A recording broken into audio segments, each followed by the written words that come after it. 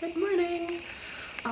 We're off to the church. I think we might be using the class that I just took yesterday and going house to house and seeing the people and doing HIV testing. I won't be doing any of the testing myself, but seeing them do it.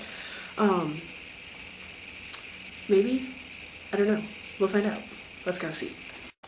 And the power's off. This will make breakfast interesting.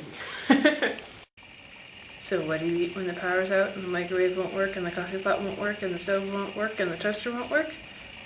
Peanut butter and apples.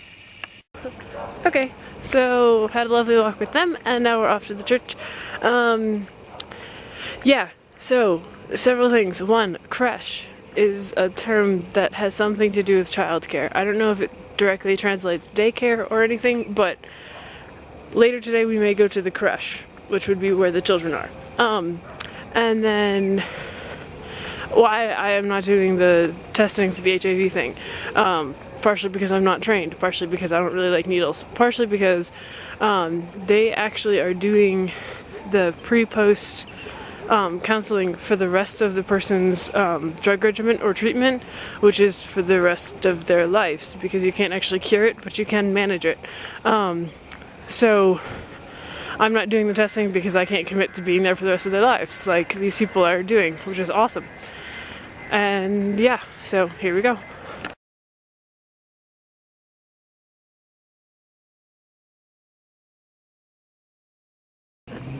Oh yeah, and power outages apparently happen a lot in the winter because of the cold and possibly because of lack of maintenance due to governmental changing. Okay, so I am running errands with her and then we're gonna go do a whole bunch of stuff. I'll let you know as I can, and this is one of the top 40 songs in South Africa right now.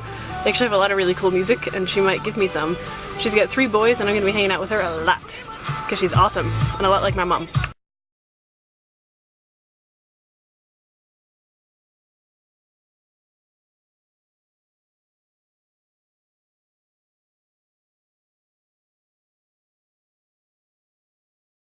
Counting candles.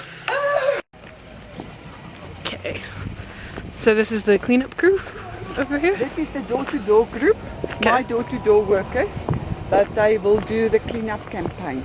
So they're going to start cleaning up. I don't know, normally there's school children involved. They're happy to see you, I think.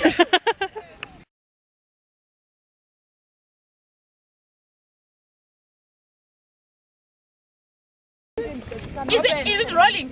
It is now. Go ahead. Okay.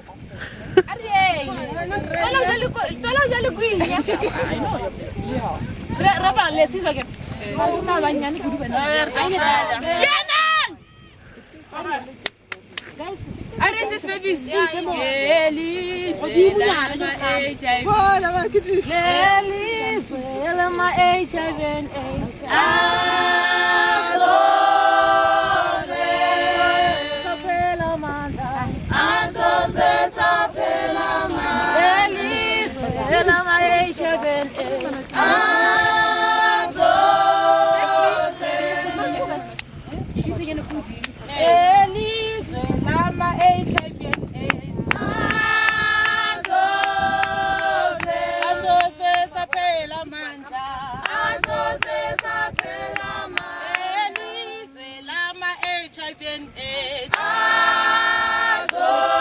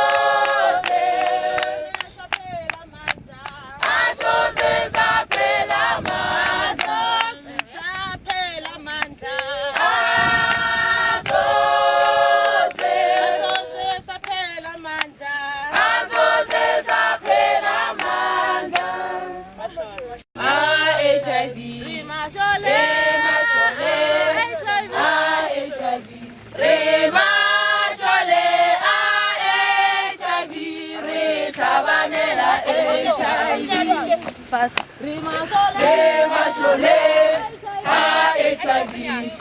Re mashole, ha HIV. Re mashole, ha HIV. Re tabanela HIV. Re mashole, ha HIV. Re tabanela HIV. Are mashole, ritukise. Are mashole, ritukise. Are mashole, ritukise. Ritabanela HIV. Are mashole, ritukise. Ritabanela HIV. Are mashole, ritukise. Are mashole, ritukise. Are mashole, ritukise. Ritabanela HIV. Are mashole, ritukise. Ritabanela HIV. Rimashole, HIV. HIV. Rimashole, HIV. Rimashole, HIV. Ritabanela HIV. Rimashole, Yes, your head. Ritabanela As is your bag. You can work with them. It's like a carry bag.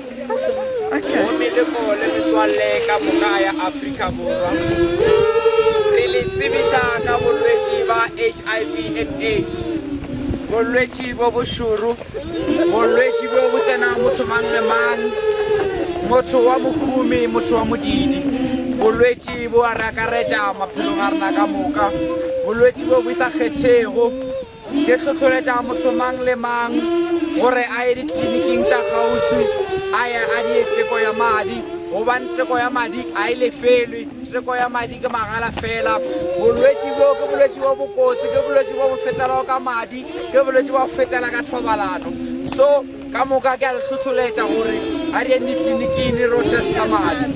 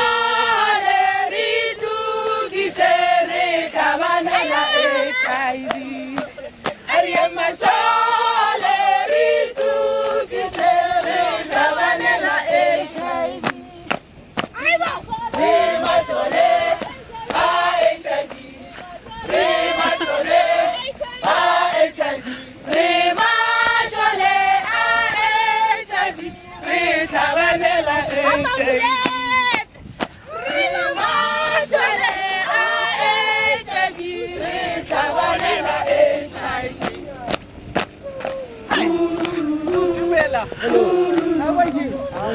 Fine, and you? Oh, I wish I could.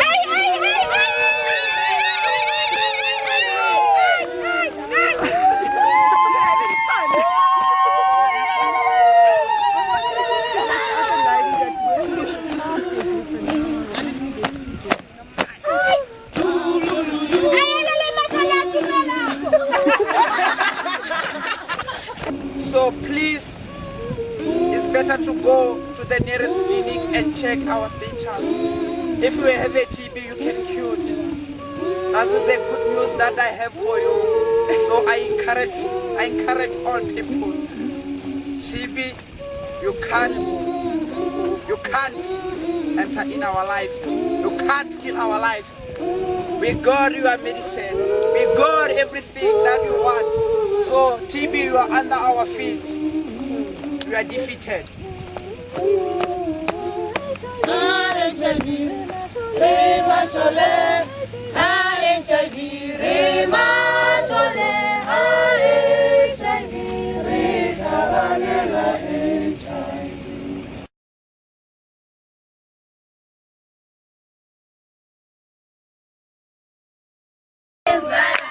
Is this a game? This is a game. Hero.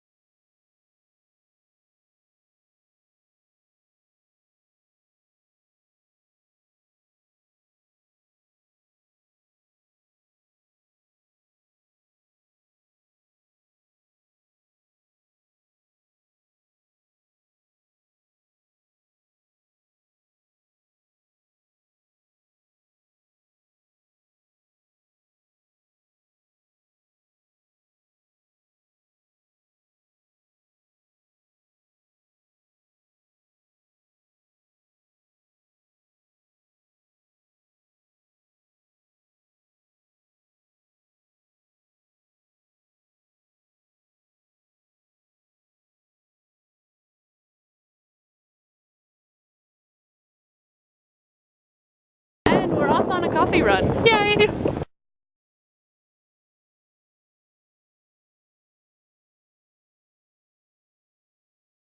Okay, so I'm going to talk at you for a bit. I want to tell you about Dirk van Reen, other than the fact that he has an awesome name. He was the guy lighting the candles, and his whole thing is about AIDS, and he travels all around Africa, and he tells people about AIDS and about the prevention and the treatments, and just trying to give hope to people that have it, and trying to give perspective to people that are that know people that have it. So his story is a very interesting one in that 21 years ago he was diagnosed with AIDS, and at that point they didn't have much treatment options, and so the doctor told him, you've got 6 months, do what you want to do, but don't plan past then, which was a sort of a mean thing to say. And then at some point he went to another doctor, and the other doctor said, you have to tell other people. You have to have a support group when you go into the rest of your life. So he was like, well, how do I do that?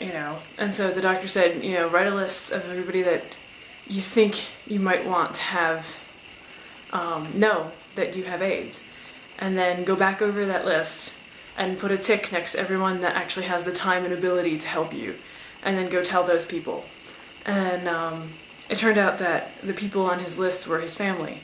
So he called a giant family meeting and he told his family that he had AIDS, and they all stood up and walked out.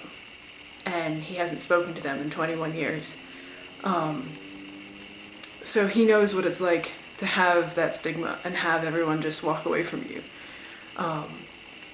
But he's setting up all these support groups and giving hope to the people that have had that happen to them as well. And showing that, even when a doctor says you have 6 months to live and your whole family walks out, you can live 21 more years and beyond that and have a full life and a purpose, and so that's cool. And it was neat to meet him, and I'll be working with him a little bit later as well, so I thought I'd tell you about him, Dirk van Reen, because he has a cool name too.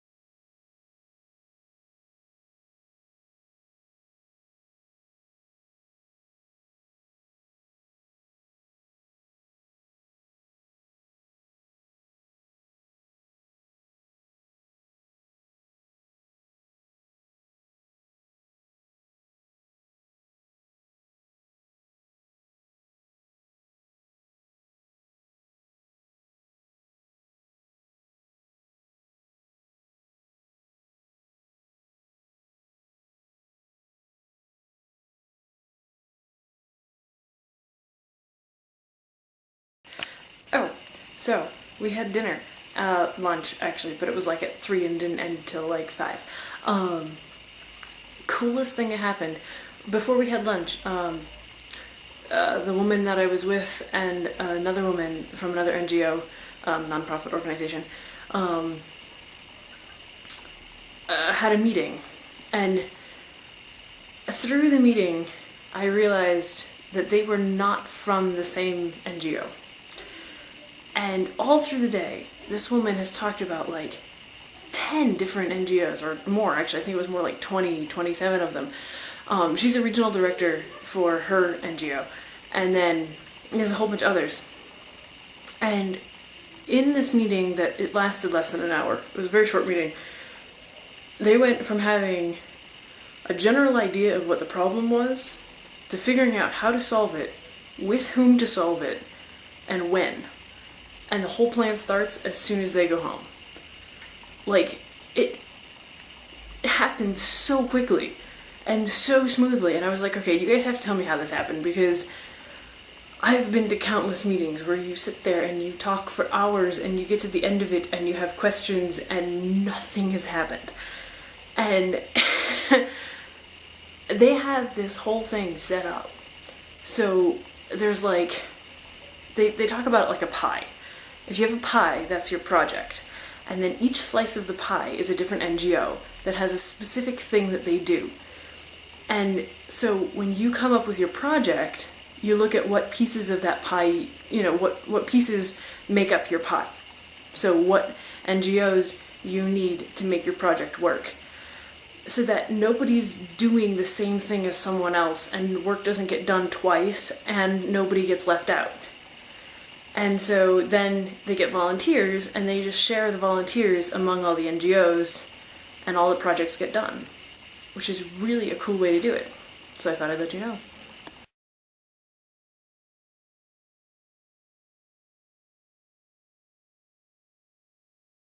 Okay, who is God today? Today, one of the things that stood out to me was during the candlelight vigil that we did for the AIDS people, and there were 4 candles that they had lit. They lit one for the victims that had died. They lit one for people that had AIDS and were still alive. They had one for the children that were left now having to head up and run households when they were too young to have to do that because their parents have died of AIDS. And they had one for all the nurses and doctors that work with AIDS victims. And they lit the 4 candles, and then we all had our own candles. And we would go up and light our candle off of whichever of the 4 candles we were most connected to, or had the most experience with, or whatever. And so we'd all go up and we lit our candles, and then we came back to our seats and we remained standing. And instead of blowing the candles out, what they had you do is pinch the flame. And they had you do it that way on purpose because it hurts. I don't know if you've ever pinched a flame, but if you don't lick your fingers, it burns a little. Nothing permanent, but there's a pain there. And they had them do that so that you would remember the pain that these people are going through all the time. And in this whole candlelight thing, because the people that were running it are Christians, and so they brought God up, and they brought up that comfort and that the hope that God can give you in situations like this. So I was thinking about God in relation to this pinching pain of putting out that fire, and it reminded me of his pain for us on the cross, and how his suffering so that we don't have to suffer, and that through his stripes we're healed. And so even with these diseases and these problems, he did the suffering for us. He was bruised, he bled, he did that. And we have to remember his pain as well.